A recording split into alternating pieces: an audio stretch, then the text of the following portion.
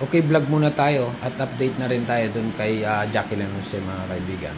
Kasi nga si Jacqueline Jose ay nailibing na ngayon. Pero ang sakit kasi niya, inatake sa puso. Siguro kung ginawa lang ito ni Jacqueline Jose, posibleng buhay pa siya, mga kaibigan. Ano nga ba ang gamot sa sakit sa puso? Explain natin, mga kaibigan. Ito, ganito lang. Based sa aking karanasan, mga kaibigan, ang gamot sa puso ay ito lang talaga. Lemon. Okay? Lemon lang talaga. Ito yung nagtatanggal bara sa mga taba natin sa ugat. Okay, explain natin para mawala yung kung sakaling kayo man ay may sakit sa puso. Ito, lemon lang ang gamot, mga kaibigan. Ganito lang. Yan. Kasi long time ago, may sakit din ako sa puso. Tapos sinugod ako inatake ako, hindi ko pa alam ang gamot. Buti na lang naka-recover. Okay, nawala.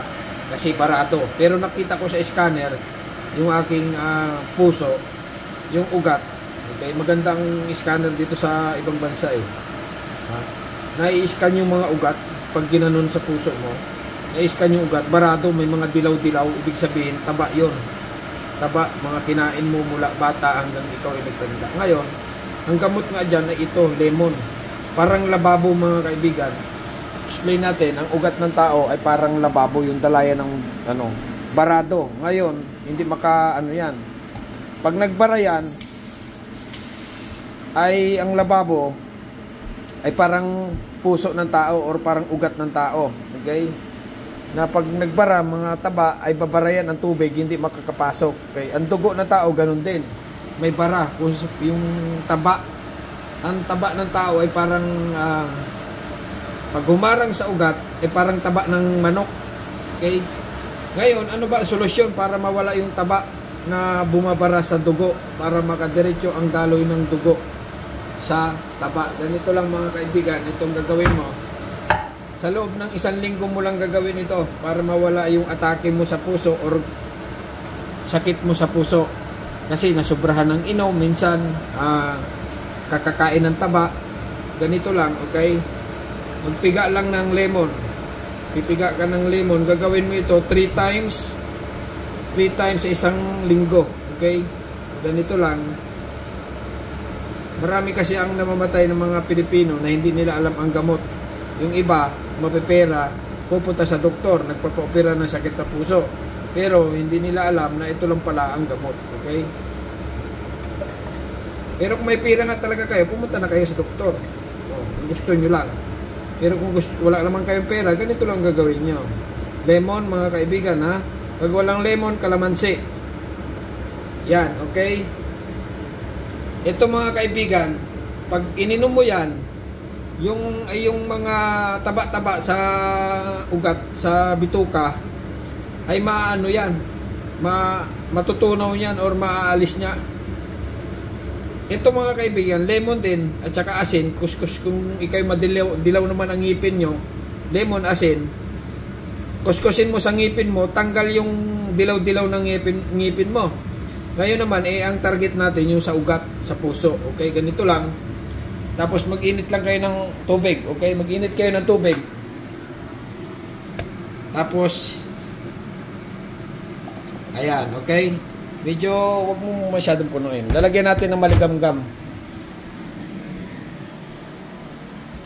Ang tagal ko pinagdusahan ang sakit sa puso, kaya alam ko na ang dami kong ininom, kaya lang hindi ako gumamot. Ito ulam ko, taba ng baboy. Okay, mahilig ako sa taba ng baboy, mga kaibigan. Pero dati yung sakit ko sa puso nawala na talaga. Totally zero na. Pero ipapakita ko lang sa inyo kung paano ko ginawa, kung paano nawala yung sakit ko sa puso. Ito siya, okay? Malamig na tubig, mainit na tubig, lemon, okay?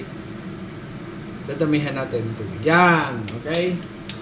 Ito, mga kaibigan, ganito. Iinumin nyo ito, okay? Iinumin nyo ito. Kung hindi nyo kaya, ipon yung inom, pautay-utay lang, okay? Pag nainom nyo yan, sa loob ng, siyempre, isang araw ko itong, isang inuman ko lang ito, okay? Isang inuman ko lang ito. Pero gagawin nyo ito sa 1 linggo, 3 beses kayong inom nito, mga kaibigan.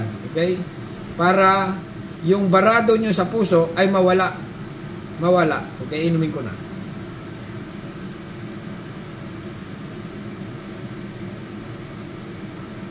Inom ko na. Okay? Pag nainom nyo, lemon juice, calamansi juice, kahit ano yan. Okay, ganun lang. Napakasimple mga kaibigan. Kung gusto nyo lang mawala yung sakit nyo sa puso. Kasi nga yung iba, nagpupunta pa sa ospital, pumunta ng ibang bansa para mawala yung bara sa puso. Yung iba nagpapa-opera. Okay? Ang hindi nila alam, tubig lang at saka lemon ang gamot talaga sa sakit ng puso. Yung pinakabarado. Okay?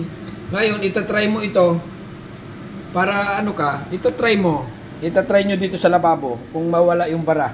Tagyan nyo ng mga ugat-ugat, ay mga taba-taba. Sigurado yan, tanggal yan mga kaibigan. Okay? Kaya lang dito sa tao nga, marami nagsasabi, baka naman masobrahan ka pag uminom ka. Ito. Minsan nyo lang ito gagawin mga kaibigan. Pipili ka, mawala yung sakit mo sa puso, gumaling ka, or bala ka na. Okay? Kung hindi mo gagawin.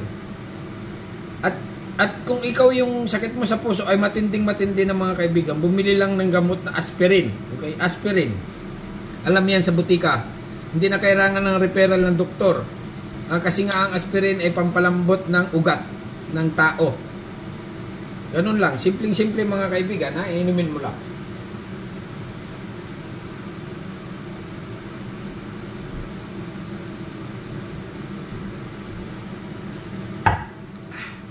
Alright. Sarap. Medyo maasim.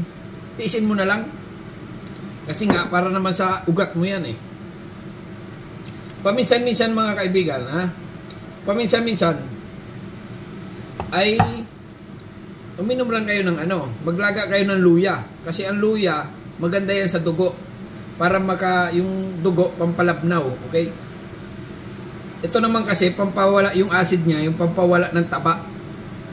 Pag nag-ihi kayo mga kaibigan, pag nag-ihi kayo at nagdumi, mapapansin nyo yung dumi nyo or ihi nyo, parang mamantika-mantika.